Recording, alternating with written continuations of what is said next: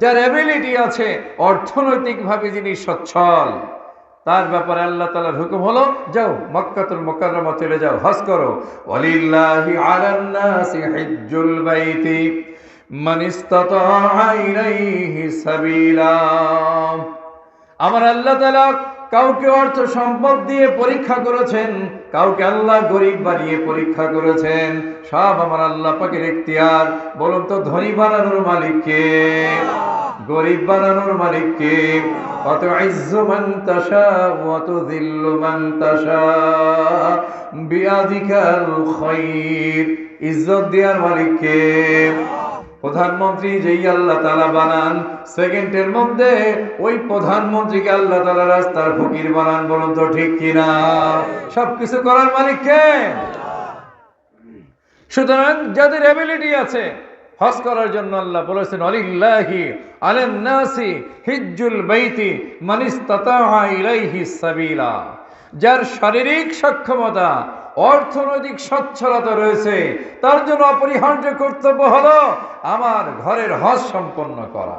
এখন এই ইটনা গ্রামে, এই রাধানগরে, এই আশেপাশে চদ্দলুৎপল বলেন, লঙ্কাচর বলেন, আরো আমাদের ডিগ্রি স্টার বলেন, আশেপাশে যত গ্রাম আছে, এই গ্রামের মধ্যে যারা ধনী, যারা বিত্তশীল, তো তারা যদি মনে করে যে কষ্ট কষ্ট করে টাকা পয়সা জমাইছি, বাড়ি কেবল দোতলা করছি, তো তিনতলা করব, চারতলা করব, জমি জমা আরো কিছু কিনবো, এদিকে আল্লাহ হজ ফরজ করে দিয়েছে। আর হজ করতে গেলে তো 8 লাখ টাকা নিয়ে টান দেবে। তো ঠিক আছে, হজ একটু পরে দেখবো, আগে একটু বাড়িঘর সাজাই নেই,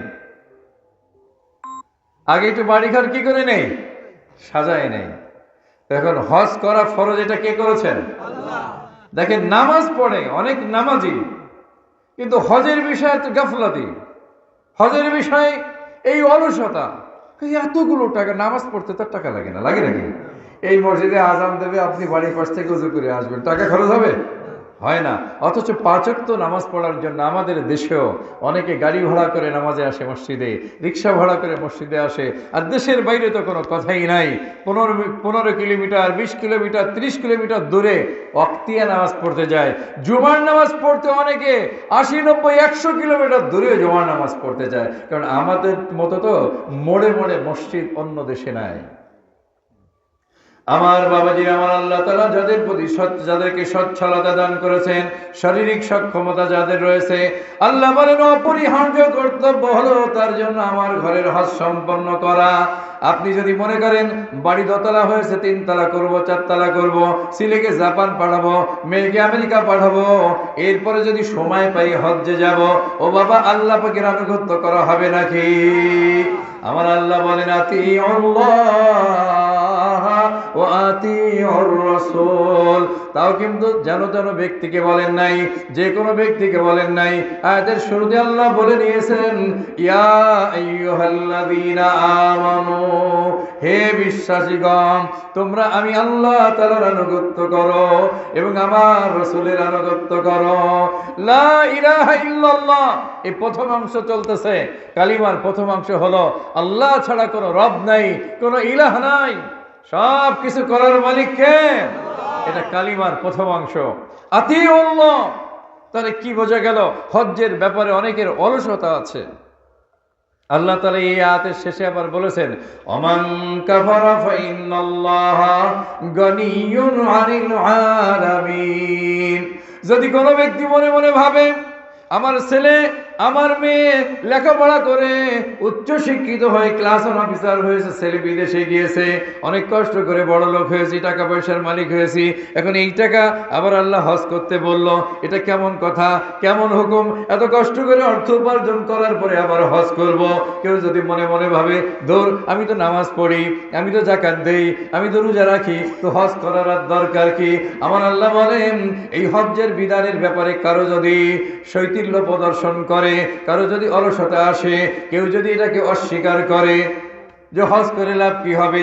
কেউ যদি এক কথায় ওমান কাফারা, যেই ব্যক্তি আল্লাহ পাকের নাফরমানি করবে, যেই ব্যক্তি আল্লাহ পাকের হুকুমকে মানবে না, হজ্জের বিধানকে মানবে না, হজ্জের বিধানকে পালন করবে না, আমার আল্লাহ বলেন পৃথিবীবাসীর জেনে রাখা উচিত আমি আল্লাহ তাআলা সারা পৃথিবীবাসীর কাছে মুখাপেক্ষী নয়। ওমান কাফারা ফাইন্নাল্লাহা গনিয়্যুন আনিল আলামিন। এর মানে কি? এর মানে হলো, ধরেন ইটনা গ্রামের সকলেই যদি এইবার হজ্জের মৌসুমে হজ করতে যাই, আমার আল্লাহ পাকের কত লাভ হবে বলেন? আওয়াজ দিয়ে বলেন, আল্লাহ পাকের লাভ হবে কেন?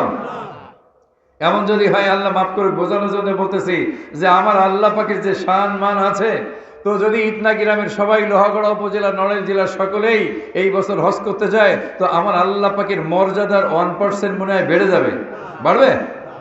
আর যদি সারা পৃথিবীর মানুষ আল্লাহ পাকের এই হজ্জের বিধানকে অস্বীকার করে, আমার আল্লাহ পাকের বড়ত্বর চুল পরিমাণ কমবে। আমার বাবাজিরা, খাবার খেলে যখন আমাদের ক্ষুধা লাগে, খাবার খেলে আপনার ক্ষুধা লাগছে, আপনি খাবার খেয়েছেন, এই জন্য ক্ষুধা দূর হবে আপনার না আমার? কার ক্ষুধা দূর হবে? যে যার ক্ষুধা লাগে সে যদি খায়, ক্ষুধা দূর হবে তার। আমার তো কোনো ফিলিংস আসবে না, অনুভূতিতেও আসবে না। তৃষ্ণা লেগেছে আপনার, আপনি যদি পরিপূর্ণরূপে পানি পান করেন, আপনার তৃষ্ণা নিবারণ হবে।